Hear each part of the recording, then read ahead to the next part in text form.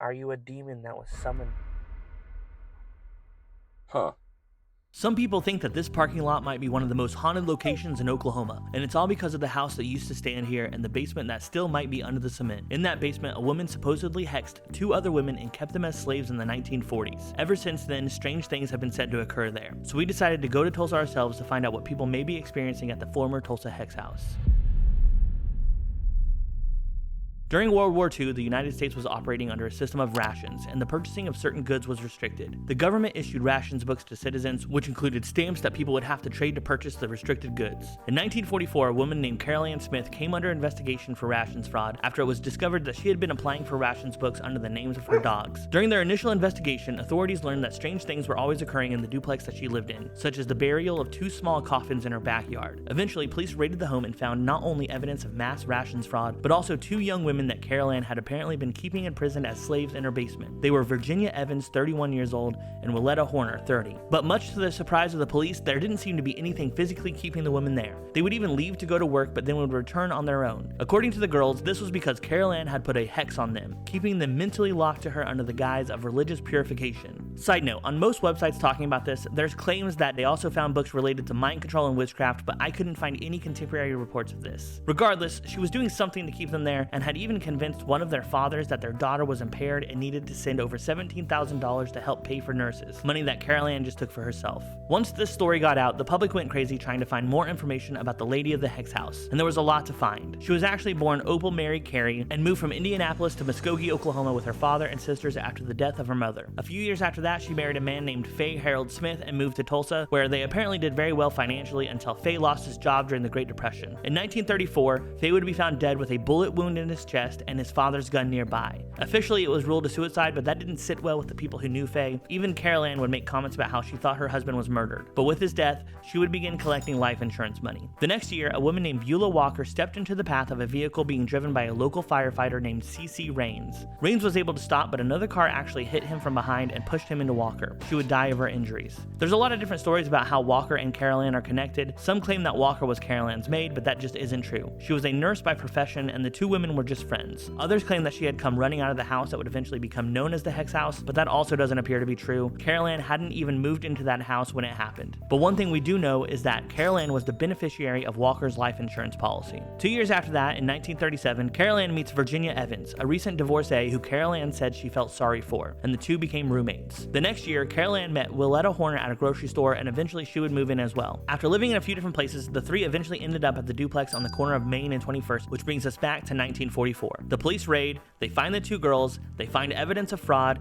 and that's not even everything. There's also the mysterious 11 or 12-year-old boy that also lived with them that may or may not have been Carolann's nephew, the fact that Carolann had taken out life insurance policies on all of them, and that she had already begun assuming a new name and claimed to have married a man that didn't really exist, even though she did have a rations book under his name. In the end, Carolann faced no charges for the captivity of Virginia and Willetta since there was nothing physically trapping them in the basement, and mind control isn't exactly something easily provable in court. Instead, she faced perjury charges related to an assault case from a few years before. In an effort to force out a neighbor they didn't like in the other side of the duplex, Carolann had Willetta physically assault the man, then told the police that he had assaulted them and was a peeping Tom when they arrived. Carolann was found guilty of inducing false testimony and served 1 year in state prison. As for the rations fraud, she pled guilty and was only sentenced to probation. After her year in prison, Carolann just disappeared and no one seems to be certain about what happened to her. The duplex where everything happened, however, would evolve into a common destination for kids looking for a quick scare, and at some point it came into the possession of a local Shriners group, who continued to rent it out until it was eventually torn down in 1985 to build a parking lot. Which brings us to one of the biggest questions that people still have about the Hex House. What happened to the basement where it all happened? And the answer, according to a 1988 article from the Tulsa World, is that the basement is still there. According to the article, when the house was being torn down, the workers saw no reason to dig up the basement walls and concrete floor, instead just opting to fill it with dirt and pour concrete over the top. And according to the legends, strange things happen in the lot still to this day, such as strange noises coming from under the ground, or even car lights turning on by themselves. But it's not really clear whose spirits are supposed to be causing these things to happen. No one related to Carolann actually died in this location, and there was never any evidence of any actual witchcraft occurring. But that doesn't change the fact that some people still believe that something weird is happening in the parking lot.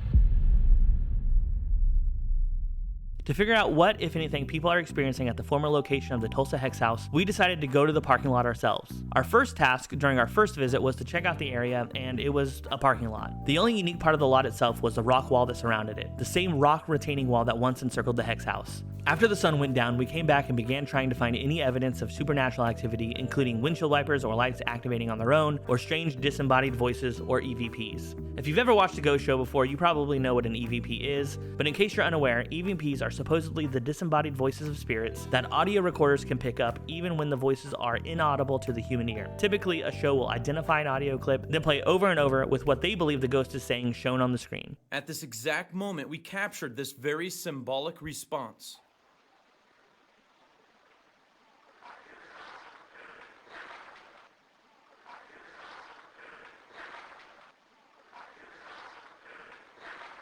But once you remove their suggestion from the equation, you can usually just hear whatever you want to hear.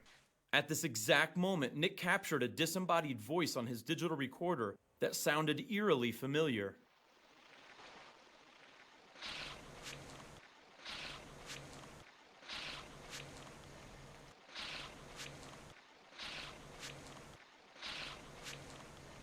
In our first visit, recording possible ghostly voices was our main focus. We would ask questions, wait for a response, then listen back to hear if we got one. And at the time, we didn't think that we had heard anything, but on further review, we still didn't hear anything. There were a couple where if I really wanted to stretch the limits of imagination, maybe there was a voice. Why did you stay with Carolann?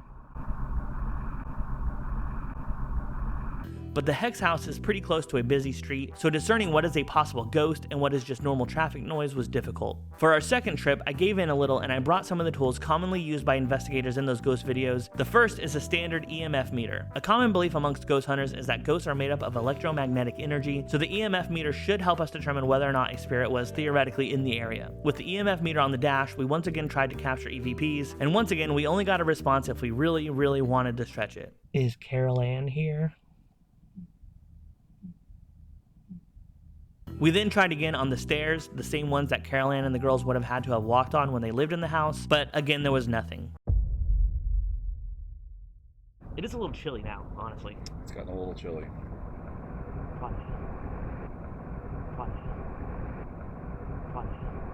So we moved on to the final bit of equipment, a Maglite.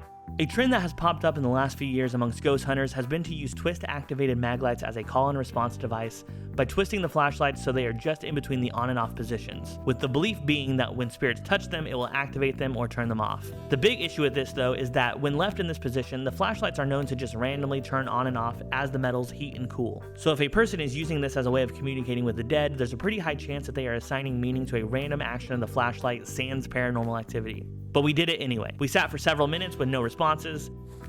Is this Carolann's husband who actually died somewhere else, but maybe he just decided to come hang out over here instead? But just as we were about to put everything away, it turned on. Where would you want to hunt if you're a ghost? Where would you go? Anywhere? Italy. Italy. There's a lot of ghosts. Oh, dude, that's a good. There's a lot of ghosts there. Oh, there's gotta be. So for the next 15 minutes, we sat talking to a flashlight. Would you like to travel to Italy and be a ghost in Italy? Eventually, it decided it was done with us, and we decided to recreate the flashlight experiment at a second non-haunted location, which led us to the parking lot of a Walmart neighborhood market. And just like at the Hex House, some of the responses seemed intelligent. Or are you a ghost in hip? Okay. If this is the ghost of Carolann Smith. Okay. Okay. Is this anything affiliated with the Hex House or the location that we now call? Okay. Are you a demon that was summoned? Huh.